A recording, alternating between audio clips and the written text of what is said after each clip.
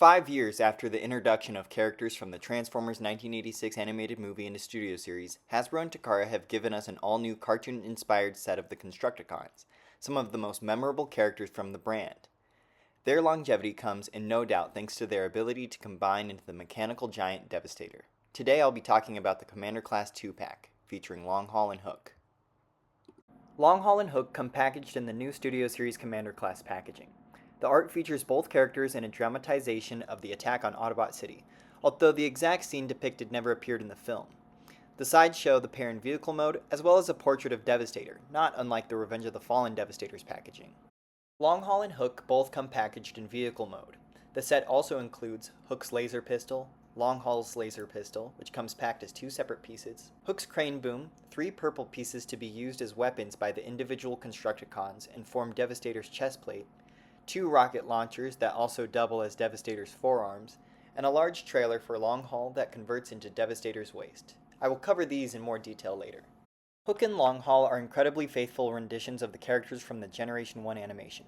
The green and purples are also much more subtle compared to 2015's Combiner Wars Devastator, almost nearing on pastels. The plastic quality is also superb, which will be necessary to form a more robust combiner as the set comes together. Hook, of course, comes in the form of a dual-cab mobile crane.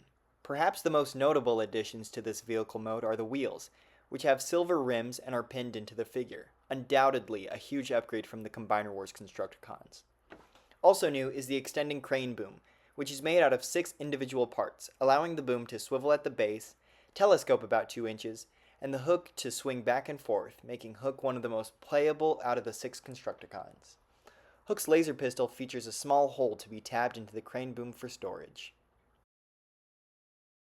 While the crane mode is mostly superb, Devastator's head unfortunately takes up a considerable amount of space in this mode, and Hook's hands must be folded out for the forearms to tab in properly. Long Haul, of course, comes to us as a dump truck, incredibly screen accurate to the 1986 animated movie and Generation 1 cartoon. He also sports the painted rims and pinned wheels as Hook. Unfortunately, the slot for his head leaves a somewhat unsightly gap, but one could interpret this as a mechanical detail. While Long Haul doesn't have a lot of playability by himself in this mode, he does sport the ability to tow the trailer that comes included.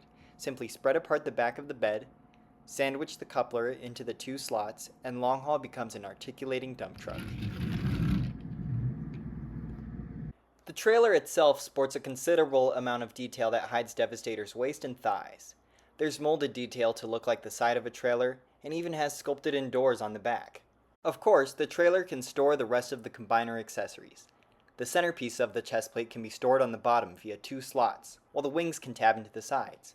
Finally, the missile launchers can tab into the top of the bed via 5mm ports.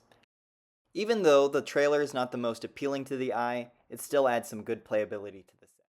Hook transforms nearly identical to the Combiner Wars release, with a few alterations. Simply fold out the arms, collapse the crane boom, fold down the shins and the rest of the legs, and you're left with a Voyager-sized robot. The simplistic conversion yields a mostly cartoon-accurate Hook.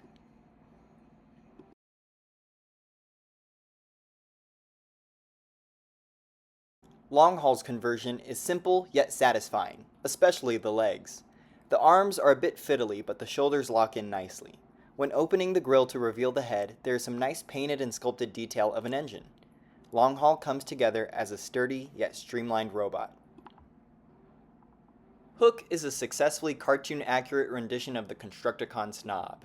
Very little of the detail is painted to drive the toon aesthetic. There's a small Decepticon symbol tampograph on the torso, and his shins are completely covered in silver paint. I believe that these should have been done in a flat gray color to match the thighs and feet.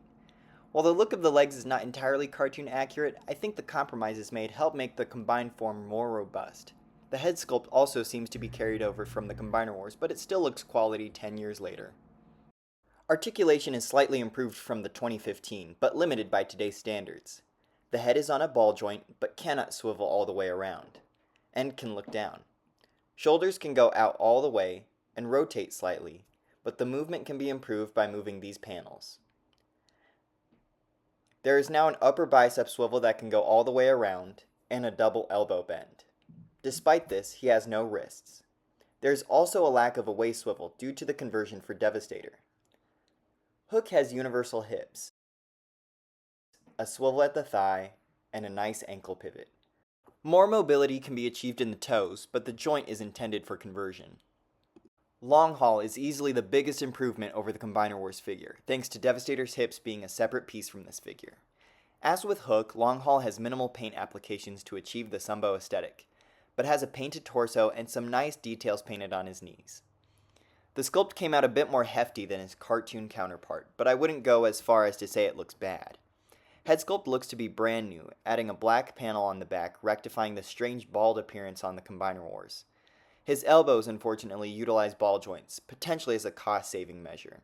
It doesn't ruin the figure, but I think this is an outdated method of articulation in 2025. Articulation is also a great improvement from the Combiner Wars. The head is on a ball joint, which can swivel all the way around and look down. Shoulders on a hinge to go outwards and can pivot all the way around.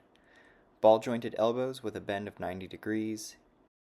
Universal hips, thigh swivel, and a knee bend that must be untapped. And finally, an ankle pivot.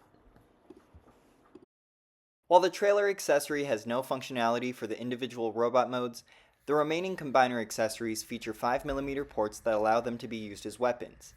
The forearms can be used as rocket launchers by folding out a small peg from the bottom. The wings can be placed on the back of Voyager-class Scrapper to create his attack mode, but it can also be used as large blades, and the centerpiece of the chest plate can be used as a double-barreled blaster. While this set greatly improves on the previous iteration of the Constructicons, I feel as though it does not make full usage of the large trailer piece included.